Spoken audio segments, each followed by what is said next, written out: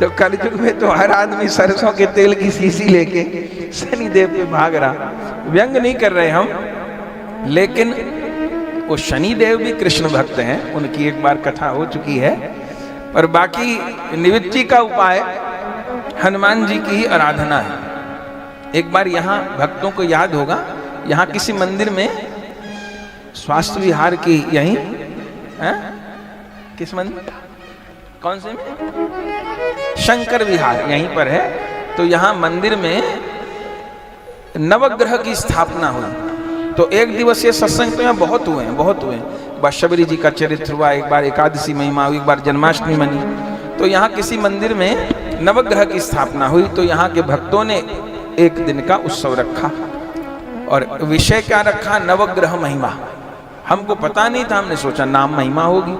जब पहुंच गए तो वहां लिखा था कि नवग्रह महिमा। हमने कहा नवग्रह महिमा हम सुनाएंगे, चलो ठीक है। हमने कहा नवग्रह का स्मरण कर लेंगे, सब भगवान के परिकर भक्त हैं। सत्य बात, उस समय के लोग यहाँ बैठे होंगे। क्या चमत्कार हुआ, नीचे प्रांगण में सत्संग हो रहा था और एक एक करके सब ग्रहों का हम बताने लग गए। इन ग्रह की ऐसे उत्पत्ति हुई, इनका ये उपाय, ऐसा ऐसा करने लग गए। आखिर में शनिदेव की बात आई तो हम शनिदेव के विषय में बोलने लगे। क्या बताएं आपको, एकदम बहुत अच्छे से वेल मेंटेन मंदिर था। इतनी बड़ी घड़ी दीवार पर लगी थी और जैसे हमने कहा, कुछ ऐसा नहीं कहा, बस यही कहा कि हनुमान जी ये कथा सुनाई, हनुमान जी की कृपा से निमित्त हो जाते। वो जो दीवार पर घड़ी लगी थी उसमें ऐसा लगा जैसे विस्फोट हुआ और वो ऐसी घड़ी जैसे पटाखा छोड़ने पर पटाखा फटे, वो धड़ाम से घड़ी फटी और नीचे गिरी जोर से। तो हमने कहा शनिदेव नाराज मत होइए, ये तो जो ग्रंथ में लिखा है वही हम बोल रहे हैं। ये बिल्कुल प्रत्यक्ष बात है, सब लोग थे उस समय। तो हनुमान जी की आराधना सब ग्रह पीड़ा को निवृत्त करने वाली है और शनिदेव का तो कैसा प्रभाव है। तो सब लोग हनुमान चालीसा का आश्रय ग्रहण करें, यही कहना है। वे साधक को उसके मंजिल तक पहुंचाने वाले हैं, उसके लक्ष्य तक पहुंचाने वाले हैं। ऐसे श्री हनुमान जी की जय जयकार करते हुए अब जो भी हमारे पास शेष समय है उसमें हम लोग श्री राम कथा को श्रवण करते हैं। कल भरत चरित्र तक का स्मरण हो चुका है। आज बिल्कुल मत घबराना, कथा तो पूरी होके रहेगी। राम जी की कथा पूरी करने में समय नहीं लगता, विस्तार करिए तो एक जन्म थोड़ा है और संक्षेप में तो क्या कहना। वृंदावन में एक साधु थे, ब्राह्मण साधु थे, वो बहुत अच्छा सुनाया करते। क्या कहते, कोई उनसे राम कथा के लिए कहता, बोले क्या राम कथा सुनाए, बड़ा प्रसिद्ध है वृंदावन की ये पहेली। वो क्या कहते, बोले एक राम एक रावण ना, एक राम एक रावण ना, एक क्षत्रिय एक बामन ना, एक क्षत्रिय एक बामन ना, वाने वाकी नार चुराई, वाने वाकी नार चुराई, वाने वाकी लंक जराई, वाने वाकी लंक जराई, और बात कछु बामन ना, और बात कछु बामन ना, तुलसी लिख गए पोथन्ना, तुलसी लिख गए पोथन्ना, एक राम एक रावण ना, एक राम एक रावण ना, एक क्षत्रिय एक बामन ना, एक क्षत्रिय एक बामन ना, वाने वाकी नार चुराई, वाने वाकी नार चुराई, वाने वाकी लंक जराई, वाने वाकी लंक जराई, और बात कछु बातन ना, और बात कछु बातन ना, तुलसी लिख गए पोथन्ना, तुलसी लिख गए पोथन्ना, एक राम एक रावण ना, एक राम एक रावण ना। तो कथा पूरी करनी हो तो एक कविता में पूरी हो जाए और बाकी विस्तार तो रामायण शतकोटि अपारा। हर चरित्र अपने आप में पूर्ण है। तो कल भरत चरित्र तक को तो हम लोगों ने स्मरण किया और अयोध्या कांड का विश्राम हुआ और फिर अरण्य कांड। अरण्य कांड में भगवान ने वन में विहार किया है और इसी वन में विहार करते करते कितने कितने साधुओं को सद्गति प्रदान करते करते कितने कितने राक्षसों का उद्धार करते करते भगवान आखिर में पंचवटी आए हैं। अब तत्वतः चर्चा सुनते हुए हम लोग राज तिलक तक पहुंचेंगे। पंचवटी, राम जी ने पंचवटी में निवास किया। ये पंचवटी क्या है भैया? ये हमारी आपकी देह ही पंचवटी है, जो 5 तत्वों से मिलके बनी है, यही पंचवटी है। क्षिति जल पावक गगन समीरा, पंच रचित यह अधम शरीरा। हमारे आपका शरीर ही पंचवटी है, और इस शरीर वाली पंचवटी में जीवात्मा भी रह रही है और परमात्मा भी रह रहे हैं। लेकिन इसी पंचवटी में एक दिन सूपनखा आ जाती है। ये सूपनखा कौन है? ये सूपनखा है आसक्ति। ऐसे सूपनखा का अर्थ होता है जिसके सूप जैसे नख हों। अभी कलयुग में तो नाखून बनाने का फैशन होता है, पर बाकी ये शुभ नहीं है। अपनी बेटियों को, बहुओं को अच्छे से समझाइए जैसे वो समझते हो। सजने संवरने की मनाही नहीं है, खूब मांगलिक श्रृंगार कीजिए। अपने ग्रंथों में खूब मांगलिक श्रृंगार का वर्णन है, पर ये विचित्र श्रृंगार। अब तो काला कपड़ा पहनने का कितना फैशन चला है। माता बहन काली साड़ी पहनती है, भाई लोग काले काले कुर्ते पहनते हैं। श्रृंगार करिए, कोई मना नहीं। सुहागिन स्त्री मांगलिक चिन्ह धारण करे, अच्छी बात है, पर अपने ग्रंथों ने कहा इसको करिए ना। हमें हर चीज विपरीत ही चाल चलनी है क्या? और ऐसे डॉक्टर लोग भी कहते हैं अब कोई नख बढ़ाएगा तो उसमें गंदगी जमा होने की गुंजाइश है। कोरोना में हाथ धोना तो कोरोना ने खूब सिखा दिया। नहीं, सेवा में कितनी बार हाथ धोने पड़ते, जितनी बार हम लोग कुछ काम करते बार बार आचमनी से हाथ ही धोते रहते हैं। कितने लोग तो कहते ये काय की पूजा है, काय की सेवा, बार बार हाथ दो, बार बार हाथ दो, हाथ दो। नहीं समझा पाते थे, पर कोरोना ने अच्छे से लोगों को हाथ धोना सिखा दिया। लोगों के हाथ घिस गए धोते धोते। तो सूपनखा जिसके नख सूप के जैसे लंबे लंबे, लेकिन तत्वतः ये कौन है? ये आसक्ति है। पंचवटी में भगवान सीताराम जी विराज रहे हैं लक्ष्मण जी के साथ, और एक दिन ये सूपनखा आ गई। गोस्वामी जी तो बड़ा रोचक वर्णन किए। बोले सूपनखा रावण के बहिनी, दुष्ट हृदय दारुण जस अहिनी। रावण की बहन है और विद्युत जीवा राक्षस की पत्नी है। शादीशुदा है, पर इसके पति को रावण ने ही मार डाला। युद्ध हो गया, उसको लगा मेरे से ज्यादा बलवान है, मार डाला। ये दुखी हो गई, अरे भाई तुमने अपनी बहन को विधवा कर दिया।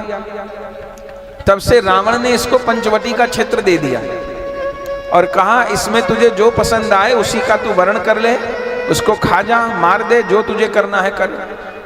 ये अभी तक जाने कितने साधुओं को खा चुकी है, कितने साधकों को खा चुकी है।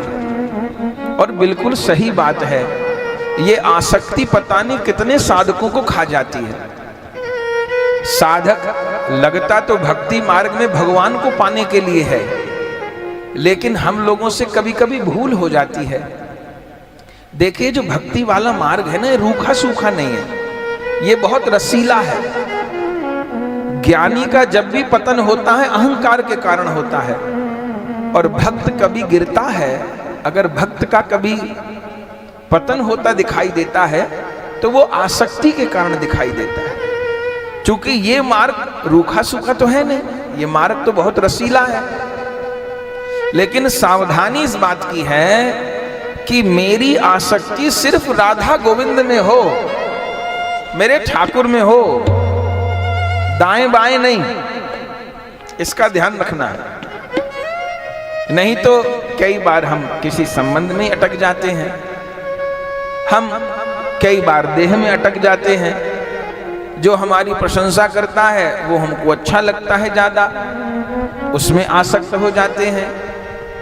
जो हमारी निंदा करता है उससे हम द्वेष करने लग जाते हैं, तो उससे द्वेष में चिंतन करने लग जाते हैं। तो ये मार्ग रसीला बहुत है, लेकिन ये ध्यान रखना है कि इसमें फिसलन की संभावना भी है, और फिसलन हर रास्ते में ही है। तो थोड़ा संभल के चला जाएगा। संभलना यही है कि शरीर से व्यवहार करें और बार बार साधक अपने को देखता रहे कि मेरी आसक्ति राधा गोविंद में ही होए, सीता राम में ही होए, मेरा ममत्व कहीं न होने पावे। हाँ, सब वैष्णव मेरे अपने हैं, पर ठाकुर जी के नाते से, गुरुदेव के नाते से, जिनको गुरुदेव ने स्वीकार कर लिया है वे तो सभी श्रेष्ठ हैं। मेरे गुरुदेव की पसंद तो खराब हो ही नहीं सकती, मेरे ठाकुर जी की पसंद खराब हो ही नहीं सकती। अरे वो गलत कर रहा है, सही कर रहा है, उसके साथ मेरा सबको प्रणाम। तो गुरु संबंध से, हरि के संबंध से सबको प्रणाम, पर व्यक्तिगत रूप से मेरा कोई नहीं है। मेरे तो हरि और गुरु, ये दो ही मेरे हैं। हम कई बार दाएं बाएं में उलझ जाते हैं, वहां सावधान रहने की जरूरत है, और वो आसक्ति फिर जीव का पतन करती है। ये बहुत सूक्ष्म बातें हैं, बहुत ज्यादा विस्तार का समय नहीं है, संभलने की जरूरत होती है। इसी के लिए सत्संग चाहिए, न तो कई बार वैष्णव में द्वेष होने लग जाता है, ये ऐसा क्यों, ये वैसा क्यों। हाँ, हमको संभालने की आज्ञा दी गई है, हमको डिसिप्लिन बनाए रखने की आज्ञा दी गई है, तो हमको निरपेक्ष भाव से उन चीजों को देखना है, उन चीजों को संभालना है, लेकिन कहीं भी व्यक्तिगत राग द्वेष नहीं कर बैठना है। यही तो साधना है। सुपनखा आ गई पंचवटी में, और कब आ गई? जिस समय श्री राम लक्ष्मण जी को ज्ञान दे रहे थे। जैसे भगवान ने अर्जुन को गीता सुनाई है, श्री कृष्ण ने, ऐसे श्री राम ने भी लक्ष्मण जी को गीता सुनाई है। उसको लक्ष्मण गीता कहते हैं, बहुत सुंदर है वो। अरण्य कांड में प्रसंग आता है, जब अरण्य कांड की कथा हुई थी तो इसका वर्णन भी हुआ था। लेकिन अचंबा ये, इधर तो सत्संग पूरा हुआ, इधर आसक्ति आ गई। सुपनखा, और ज्यों देखा राम जी को, ये तो बावली हो गई। इतना सुंदर पुरुष तो इसने कभी देखा ही नहीं था। मन में सोचने लगी, ये कितने सुंदर है और मैं कितनी कुरूप हूं, इनसे ब्याह हो जाए तो बात बन जाए। ठाकुर जी पे दिल आ गया बेचारी का, लेकिन कैसे जाऊं? ऐसे जाऊं तो स्वीकार मुझे करेंगे नहीं, तो मैं सुंदरी बन के जाऊं।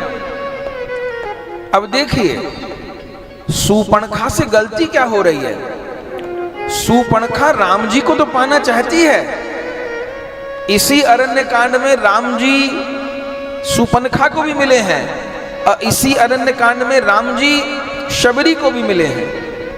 लेकिन शबरी मां को परम विश्राम प्राप्त हुआ है, और सुपनखा की क्या गति हुई आप सब जानते हैं। तो राम दर्शन का फल क्या काम बढ़ना है? राम दर्शन का फल क्या नाक कान कटवाना है? नहीं। लेकिन सुपनखा को राम दर्शन का फल नाक कान कटवाना मिल रहा है। कारण क्या है? कारण यह है कि सुपनखा निगुरी है। सुपनखा ने सत्संग नहीं किया है, साधना नहीं की है, भजन नहीं किया है, उसे राम नाम नहीं मिला है, उसने राम नाम नहीं जपा है। तो राम जी को मिलने के बाद भी उसको काम ही बढ़ रहा है। सीता जी से द्वेष कर रही है, भक्ति महारानी से द्वेष कर रही है, और उधर शबरी को भी राम मिले हैं। आहा, शबरी को परम विश्राम मिला है। चूंकि उसको सीधे राम नहीं मिले, उसको पहले राम भक्त मतंग ऋषि मिले हैं, और मतंग ऋषि जी से उसको राम नाम मिला है, और फिर उन्होंने अपने जीवन में राम नाम की साधना करके भगवान को पाया है। सुपनखा आई है बहुत सुंदरी का रूप बना करके, और क्या कहने लगी राम जी को? तुम सम पुरुष नमो सम नारी, अयह संजोग विधि रचा विचारी। राम जी ने कहा हद हो गई, राम राम नहीं, श्याम श्याम नहीं, कोई सीधे ही किसी के पास आ जाए और सीधे ही उसके ब्याह का ही प्रस्ताव कर दे उससे। सीधे ही राम जी को कह दिया उसने कि तुम सम पुरुष न मोसम नारी, और यह संयोग विधि रचा विचारी। राम जी ने कहा कह तो ठीक ही रही है, मेरे जैसा संसार में पुरुष नहीं और सही में इसके जैसी नारी भी नहीं संसार जो ऐसी हो, और यह संयोग विधि रचा विचारी। पर एक बड़ी अद्भुत बात है कि राम जी इसकी तरफ देखते नहीं है। राम जी ने देखा नहीं, एक बार नहीं देखा। श्री कृष्ण पूतना को नहीं देखते और राम जी सुपनखा को नहीं देखते। क्यों नहीं देखते? क्योंकि इसने कपट रूप बनाया है। भगवान कह रहे हैं निर्मल मन जन सो मोहि पावा, मोहि कपट छल छिद्र न भावा। मुझे कपट नहीं अच्छा लगता। कपट किसको कहते हैं? भीतर से कुछ और, बाहर से कुछ और। हम लोग धीरे धीरे जीवन में कोशिश करें कि हम लोग भीतर बाहर से एक से हो जाएं। धीरे धीरे कोशिश करें।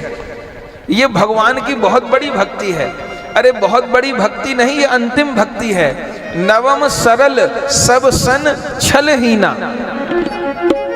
सरल, सरल लिखना कितना सरल है, कोई मात्रा ही नहीं है। स र ल, कोई मात्रा नहीं, कोई बिंदी नहीं, कुछ नहीं। स र ल, ये सरल लिखना जितना आसान है और बोलना जितना आसान है, बनना उतना ही कठिन है। आदमी सब कुछ बन जाए, सरल नहीं बन पावे। हम लोग कोशिश करें, हम लोग धीरे धीरे भीतर बाहर से एक से हो जाए। मन में गांठ बांध बांध करके बातों को न रखें। अगर किसी से कुछ कहना भी है तो साफ साफ उसको बोल देना। कुछ कहना है किसी को तो साफ साफ उसको बोल दे। गलतफहमी यदि हम गलत हैं तो हम लोग की गलतफहमी दूर हो जाएगी और सामने वाला है तो वो सुन लेगा। यदि नहीं मानेगा तो ठीक है, दूर हो जाएगा, और मान लिया तो उसका सुधार हो जाएगा। पर हम लोग इतनी गांठें बांधकर क्यों रखें अपने मन में? हो सके तो सरल हो। ये नौवीं भक्ति है भगवान की, हम नहीं कह रहे, ऐसा रामायण में लिखा हुआ है। नवम सरल सब सन छलहीना, मम भरोस ही हरस न दीना। लेकिन ये कपट करके गई, भीतर राक्षसी है, बाहर से सुंदरी बन के गई। पूतना से भी यही गलती हो गई, अंदर से राक्षसी है, बाहर से सुंदरी बन के गई। श्री कृष्ण ने पूतना को नहीं देखा, श्री राम ने शूर्पणखा को नहीं देखा, क्योंकि ये ठाकुर जी का स्वभाव नहीं जानती। और ठाकुर जी का स्वभाव तो गुरु बताएंगे ना, इसने गुरु तो किए नहीं, सत्संग तो किया नहीं, तो ये भगवान के विषय में जानती नहीं है। भगवान का कहना है सन्मुख होय जीव मोहि जबहि जन्म कोटि अगनासो तबहि, मम दर्शन फल परम अनुपा जीव पाव निज सहज स्वरूपा। मेरे दर्शन का फल है जीव अपना सहज स्वरूप पा जाता है, पर उसके लिए मेरे सन्मुख होना पड़ता है। ये सन्मुख कहाँ हो रही है? ये तो कपट का रूप बनाए है। राम जी इसकी तरफ देखे ही नहीं। इसको बहुत तकलीफ है, इतना मेकअप करके आई हूं, एक बार नजर भर देख तो लेते, पर राम जी नजर उठा के देखे नहीं। अच्छा, राम जी कहाँ देख रहे हैं? राम जी सीता जी की तरफ देख रहे हैं। शूर्पणखा इधर खड़ी है, सीता जी इधर खड़ी हैं, लक्ष्मण जी उधर हैं। शूर्पणखा कह रही है तुम सब पुरुष न मोसम नारी, ऐसा जोग विधि रचा विचारी, ताते अब लग रहे कुंवारी, मन माना कछु तुम्हें निहारी। मैं अभी तक कुंवारी हूँ और तुमको देख करके मेरे मन में कुछ कुछ होता है, मन होता है तुमसे ब्याह कर लूं। राम जी देखे नहीं। राम जी कहाँ देखे? सीतई चितई कही प्रभु बाता, अहई कुमार मोर लघु भ्राता। सीता चितई अर्थ क्या है? अर्थ ये है जब भी जीवन में कोई सुपनखा आवे ना, सुपनखा माने आसक्ति, वो किसी भी रूप में आ सकती है, किसी वस्तु के रूप में आ सकती है, व्यक्ति के रूप में आ सकती है, राग द्वेष के रूप में, किसी भी रूप में आ सकती है। उस समय क्या करे? उस समय सीता जी को देखे। सीता जी माने भक्ति। उस समय भक्ति को देखे। ये काम करने से मेरी भक्ति की हानि तो नहीं होगी, ये काम करने से मेरी भक्ति शुष्क तो नहीं हो जाएगी, मेरा मन तो कठोर नहीं हो जाएगा। उस समय भक्ति को देखे। भक्ति को देख करके ठीक निर्णय होगा।